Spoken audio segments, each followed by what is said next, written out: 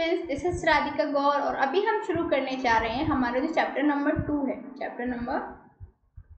है उसका session number 2 अर्थात बहुपद के शून्यकों का ज्यामितिक अर्थ। ये तो हमने सेशन नंबर 1 में पढ़ा था। यहाँ पे हम पढ़ेंगे किसी बहुपद के शून्यकों और गुणांकों में संबंध। ये आप चेक कर लीजिए, यहाँ पे आपकी हेडिंग सिर्फ गलत लिख गई है। यहाँ पे हम पढ़ेंगे किसी बहुपद के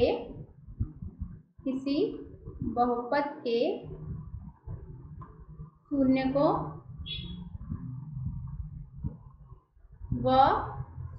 व गुणांकों में संबंध। क्या? किसी बहुपद के शून्यकों व गुणांकों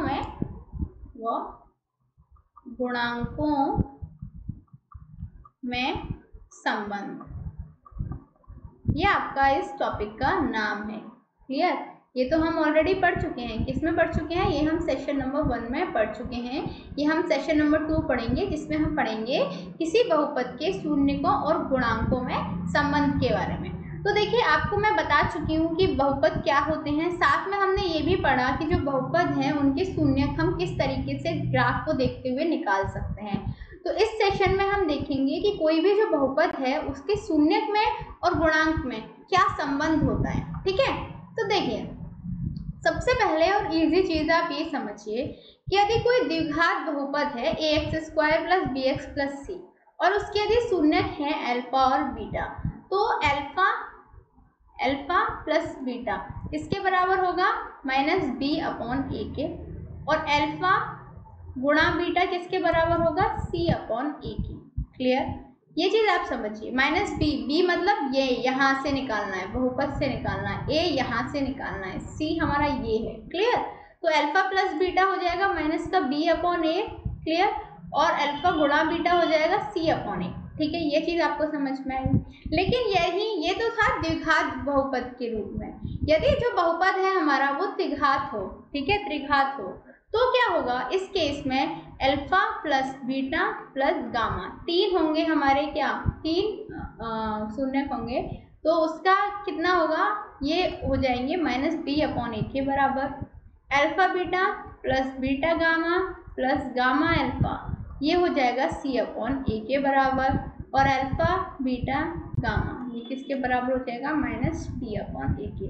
ये 3 फॉर्मूले हमें इसके निकलते हैं। तो ये चीज़ आपको समझ में आई। देखिए, ये फॉर्मूले आप लर्न कर लीजिए, काफ़ी इंपॉर्टेंट रहते हैं। और आगे सवाल जब हम सॉल्व करेंगे तो मोस्ट ऑफ द सवालों में आपको इनकी ज़रूरत पड़ने वाली है। क्लियर?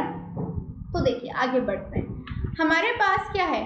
हमारे पास बेटा सिंपल सी भाषा में कहूँ तो एक द्विघात बहुपद है x² + 7x + 10। इसके हमें शून्य ज्ञात करने हैं और शून्यकों तथा गुणांकों के बीच की संबंध की सत्यता की भी जांच करनी है। क्लियर? देखिए, हम पाते हैं कि x² + 7x + 10, इसको जब आप सॉल्व करेंगे x² + 7x + 10, इसको आप जब हल करेंगे तो आपको मिलेगा x + 2 और x + 5। ये आप 9th में पढ़ के आए हो कि इनको कैसे सॉल्व करते हैं। यदि आपको नहीं आता तो प्लीज़ 9th की बुक उठा लीजिए, एक बार रिवीजन हो जाएगा आपका। या फिर आस विद्यालय पे 9th का एक सेशन देख लीजिए, आपको ये चीज़ क्लियर हो जाएगी। क्लियर? देखिए, अब x² + 7x + 10 का मान क्या है? 0 है। जब x + 2 बराबर 0 है और x + 5 बराबर 0 है, तो इसका मतलब ये होगा कि x बराबर हो गया -2 और x बराबर हो गया -5। ये 2x की वैल्यू आ गई। क्लियर? अब जब हमें शून्यकों का योग निकालना है, मतलब ये कि हमें निकालना है -2 प्लस -5, तो ये -7 के बराबर होगा। इसको हम -7/1 लिख सकते हैं, जो हो जाएगा -x का गुणांक बटे x² का गुणांक। यही तो पढ़ा था ना हमने। क्लियर? शून्यकों का गुणनफल निकालना है तो देखिए -2 गुणा -5 10 के बराबर आ गया। 10/1 अचर पद प्लस x² का गुणांक यही आ रहा है। देखिए, -x का गुणांक कितना है? -7 है। x² का गुणांक कितना है? 1 है, यहाँ पे कुछ नहीं है। अचर पद कितना है? 10 है। तो इससे हमें क्या प्राप्त हुआ कि जो भी हमने देखा शून्य और गुणांकों के बीच जो है जो हमारी सत्यता है वो एकदम सिद्ध होती है, हमारी जांच एकदम सफल होती है। अगला सवाल देखिए। अगला सवाल हमारा ये कहता है बेटा कि बहुपद x² - 3 के शून्य ज्ञात कीजिए। शून्यकों तथा गुणांकों के बीच में हमें संबंध में सत्यता भी जांच करनी है। तो देखिए a² - b² बराबर होता है a - b a + b। Clear? तो x² - 3 को हम लिख सकते हैं x - √3 और x + √3। ये चीज आपको समझ में आई अच्छे से? अब देखिए x² - 3 का मान शून्य तब होगा जब x बराबर या तो हो √3 या हो x बराबर -√3। क्लियर?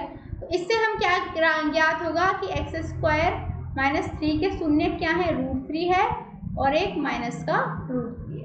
अब सत्यता जांच करने के लिए हम शून्यकों का योग ज्ञात करेंगे। तो देखेंगे √3 में से √3 को माइनस करेंगे तो 0 बचेगा।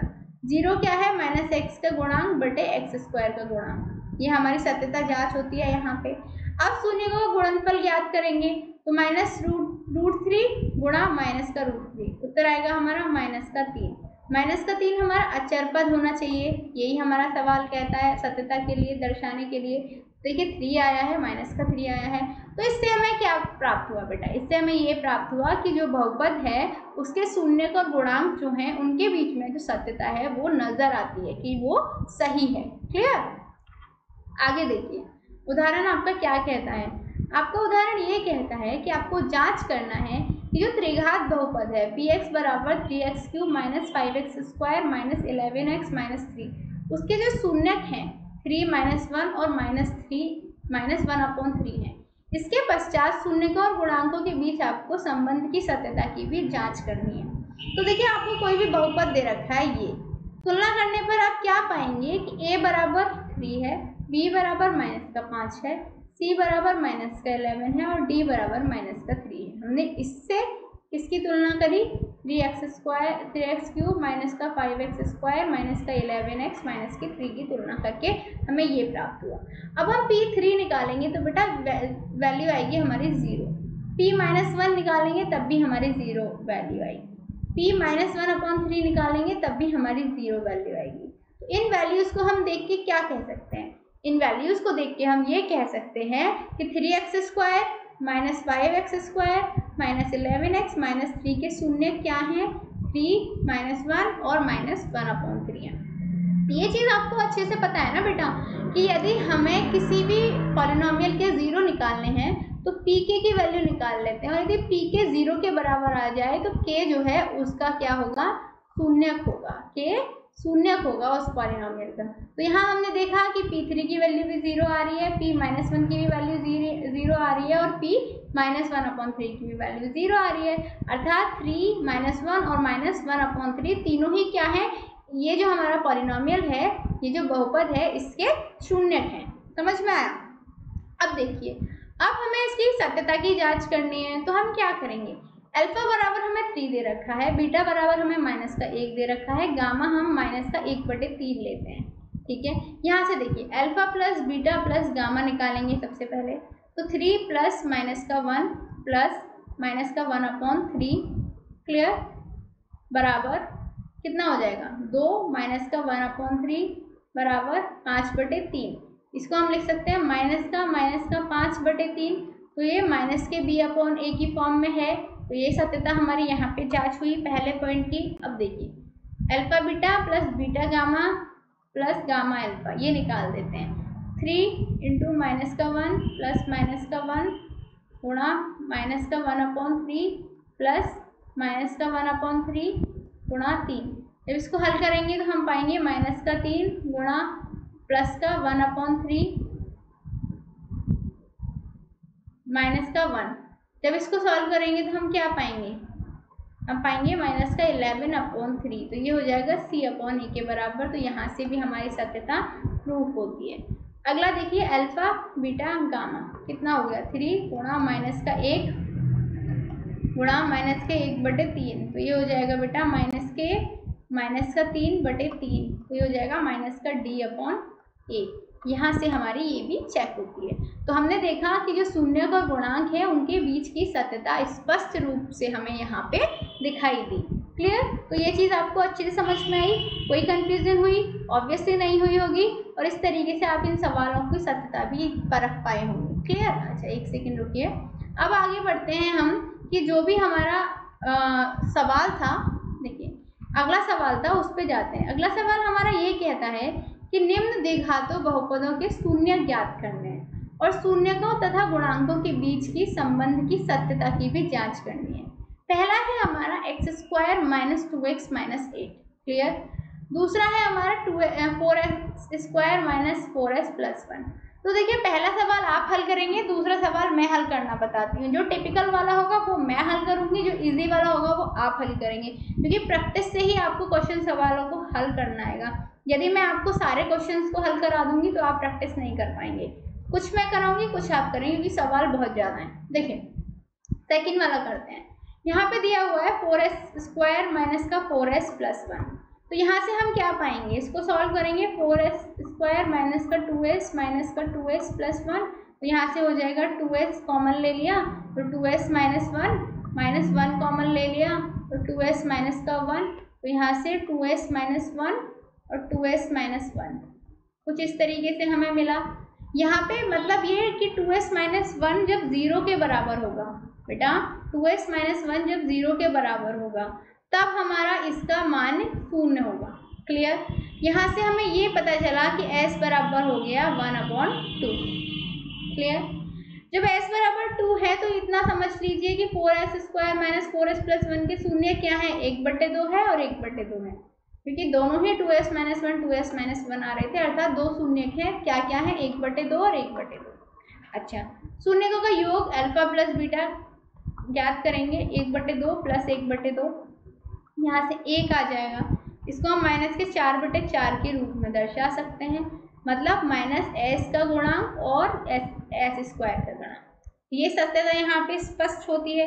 अगला देखिए शून्यकों का गुणनफल, अल्फा गुणा बीटा, 1/2 गुणा 1/2, यह आ गया 1/4, अर्थात अचर पद क्या है हमारा? इसमें 1 था, देखिए अचर पद 1 है, और s² का गुणांक कितना है? 4 है, ये 4 आ गया। तो यहाँ पे भी ये हमारी सत्यता यहाँ पे दर्शाती है। तो यहाँ पे भी हमने देखा कि जो शून्यक है उनके जो बेसिकली शून्यक हैं और गुणांक हैं उनके बीच में जो सत्यता है वो स्पष्ट रूप से दिखाई देती है। तीसरा क्वेश्चन देखिए आप। क्वेश्चन हमारा है 6x² माइनस का 3 माइनस का 7x। क्लियर? जब आप इसको सॉल्व करेंगे, यहाँ करती हूँ, 6x² माइनस का 3 माइनस का 7x। तो यहाँ से देखिए 6x² माइनस का 9x प्लस का 2x माइनस का 3, इसको ऐसे लिख सकते हैं।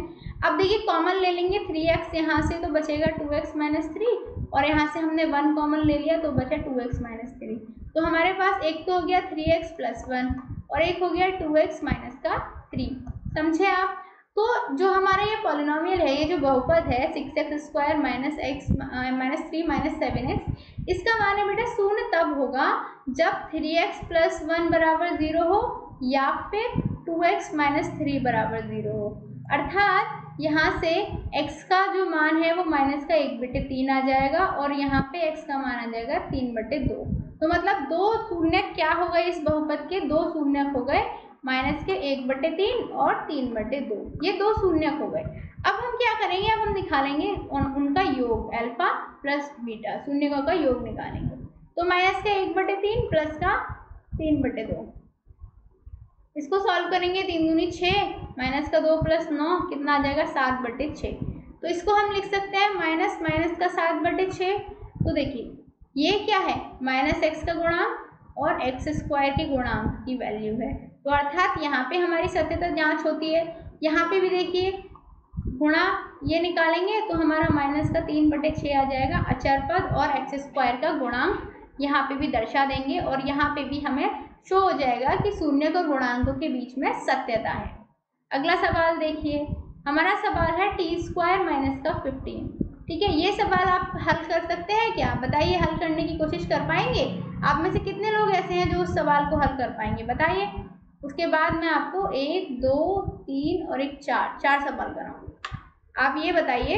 अब आपको ये सवाल खुद से हल करना है बेटा, सिर्फ ये करना है आपको कि आपका जो सवाल है उसको हल करने के लिए आपको शांति का इस्तेमाल करना है। सबसे पहले शांत हो, इसका सवाल का हल निकालो, शून्यक निकालो और अल्फा प्लस बीटा और अल्फा गुणा बीटा निकाल दो, आपका सवाल हल हो जाएगा। इसी तरीके से ये वाला सवाल देखिए, ये वाला सवाल आपको मैं कराती हूँ। हमने इसके शून्यक निकालेंगे, जैसे कि मैंने जिस मेथड से बताया उसी मेथड का इस्तेमाल करना। तो आपको दो शून्यक मिलेंगे, 4/3 और माइनस का 1। ठीक है, अल्फा प्लस बीटा निकाल देना और अल्फा गुणा बीटा निकाल देना। जब आप निकालेंगे तो आपको अल्फा प्लस बीटा इतना मिलेगा और अल्फा गुणा बीटा इतना मिलेगा। दोनों ही इस बात को सत्यापित करेंगे कि गुणांक और शून्यकों के बीच में संबंध है। अगला सवाल देखिए। अगला सवाल हमारा ये कहता है कि एक द्विघात बहुपद ज्ञात कीजिए जिसके शून्यकों का योग तथा गुणनफल क्रमश ये संख्याएं हो। इसे देखिए, दूसरा सवाल देखिए, √2 और 1/3 हो, मतलब अल्फा क्या हो, √2 हो, बीटा क्या हो, 1/3 हो। हमें ऐसा बहुपद ज्ञात करना है। तो ऐसा बहुपद ज्ञात करने के लिए हम देखेंगे कि अल्फा प्लस बीटा √2 है, अर्थात 3√2/3 आ रहा है, तो माइनस b/a कितना आ रहा है, 3√2/3। और अल्फा बीटा कितना आ रहा है, 1/3, अर्थात c/a आ रहा है। तो यहाँ से हमें क्या ज्ञात हुआ, a बराबर 3, b बराबर -3√2 और c बराबर 1। तो इसका इस्तेमाल करके हमें एक बहुपद मिल जाएगा 3x² - 3 √2x + 1। क्लियर, ये हमारा बहुपद हो जाएगा। ऐसे ही देखिए ये सवाल भी हल कर सकते हैं। अल्फा प्लस बीटा निकाल लेना बेटा, अल्फा इंटू बीटा निकाल लेना, वहाँ से a b c की वैल्यू मिल जाएगी और आपको आपका बहुपद मिल जाएगा।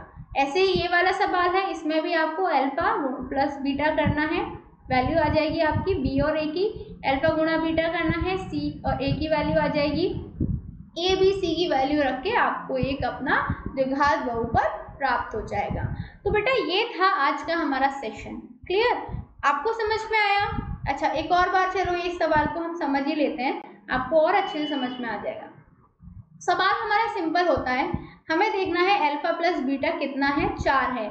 इसका मतलब 4/1 लिख सकते हैं बराबर माइनस का b/a। यहाँ से हमें प्राप्त हुआ कि माइनस का b 4 के बराबर है और a किसके बराबर है, 1 के बराबर है। क्लियर, अब देखिए अल्फा बीटा निकालेंगे, ये 1 के बराबर है तो 1/1 अर्थात जो हमारा c/a के बराबर है।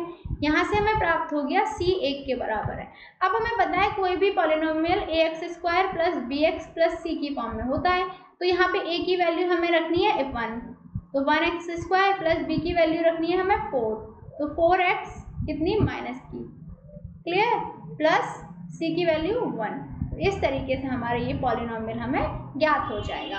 तो आई होप आपको ये सेशन समझ में भी आया होगा और पसंद भी आया होगा। चलिए मिलते हैं अगले सेशन में, तब तक के लिए शुक्रिया।